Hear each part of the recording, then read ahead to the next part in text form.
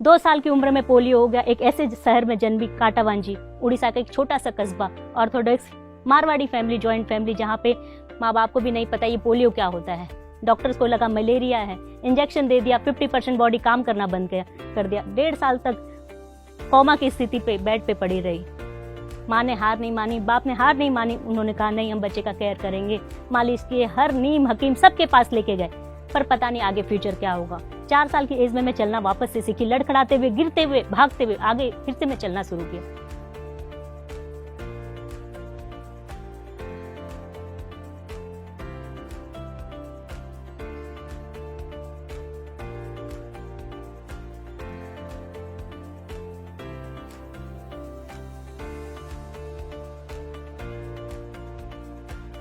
School के लिए जब वो परेशान हुए, एडमिशन नहीं मिल रहा था, कोई भी स्कूल इस बच्चे को लेना नहीं चाहता था। समहाउ कहीं एक स्कूल में एडमिशन मिला।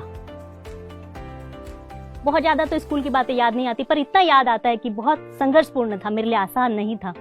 स्कूल जाती थी, रास्ते में कुछ बच्चे खेलते होते तो वो चिढ़ाते थे, लड़खड़ाते थे, एक्ट करते थे और पत्थर भी मारते थे।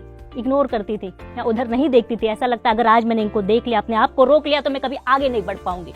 वो 4 किलो का बस्ता, वो 1 किलो का टिफिन, वो 1 किलो का पानी बोतल आज भी याद आता है। जब मैं निकलती थी स्कूल से घर जाने को, लंबा सा सफर लगता था, कोई साथ चलने को तैयार नहीं होता था, धीरे धीरे रुकते हुए अकेले घर आती थी, क्योंकि शरीर में पोलियो था, मन में पोलियो नहीं।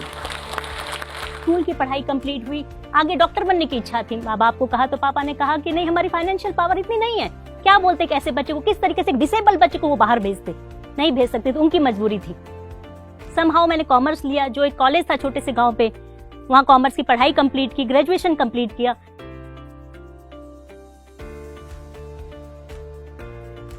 चार साल के बाद अपॉर्चुनिटी मिली कि आप सीए का एग्जाम दे सकते हो, लेकिन घर पे बैठ के दे सकते हो। मैंने बोला बहुत अच्छी बात है, मैं करूंगी कोशिश। जिस समय सीए की पढ़ाई शुरुआत की ना, तो मुझे डेबिट समझ में आता था, क्रेडिट समझ में आता था, मैं भूल चुकी थी अकाउंट्स। फिर भी कोशिश किया, घर पे बैठ के 1 महीना कोशिश की। वहां से उस समय 30 या 40 बच्चे ने गांव से एग्जाम दिया था, मैंने टॉप किया। माँ बाप को साहस आया कि बच्ची कुछ कर सकती है, इसे पढ़ने का और मौका देना चाहिए। आगे पढ़ने के लिए मैं शहर गई। शहर पे इतना बड़ा शहर था, पहली बार तो मैं 1000 बच्चों को देखा। कहाँ छोटे से गांव में 50 बच्चों के साथ पढ़ी हुई। बहुत मेहनत की, ऐसा नहीं कि जिंदगी में स्ट्रगल नहीं करना पड़ा, पर मुझे कभी समझ में नहीं आया कि स्ट्रगल क्या होता है। वो आम लोगों को दिखाई देता कि हमारा शरीर काम नहीं देता, लेकिन मन में कभी नहीं था। मन से अगर हार जाती तो मैं आज हार जाती। सीए कंप्लीट हुआ, मैंने 6 महीने पहले कंप्लीट किया और मुझे अपने ही कोचिंग इंस्टीट्यूट में बेस्ट स्टूडेंट का अवार्ड मिला। उस समय मैंने टॉप किया।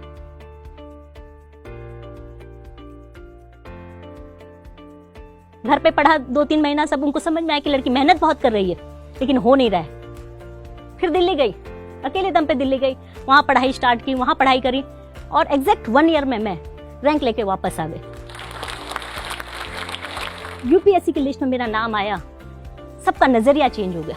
मैं बचपन से एक क्विक डिसीजन रही हूँ, मैं सोच लेती कि मुझे ये करना है तो मैं करके रहती थी, चाहे वो भीड़ से अलग होता है। भीड़ हमेशा क्रिटिसाइज करता है कि क्यों कर रही हो, पगला गई हो। जब मैं सीए से आईएएस बनने का सोचा तो भी लोगों ने यही कहा, तुम्हें पता है तुम सीए भी नहीं रहोगी, आईएएस भी नहीं रहोगी।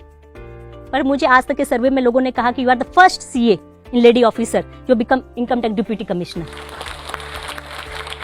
उड़ीसा के छोटे से जगह से पली हुई। जब मैं दिल्ली में प्रिपरेशन करती थी, इनिशियली मुझे लगता था कि मैं एक छोटे से गांव में पढ़ी हूँ, काश मैं कोई यूनिवर्सिटी में पढ़ती, कोई बड़ी जगह में पढ़ती, इंग्लिश मीडियम में ही पढ़ लेती तो शायद मैं कुछ होती। लेकिन जब क्लियर किया, जब एग्जाम में लोगों से कम्पीट किया, चाहे वो आईआईटीएन हो, एमबीबीएस हो, डॉक्टर हो, सर्जन हो, तो भी बात समझ में कोई फर्क नहीं पड़ता।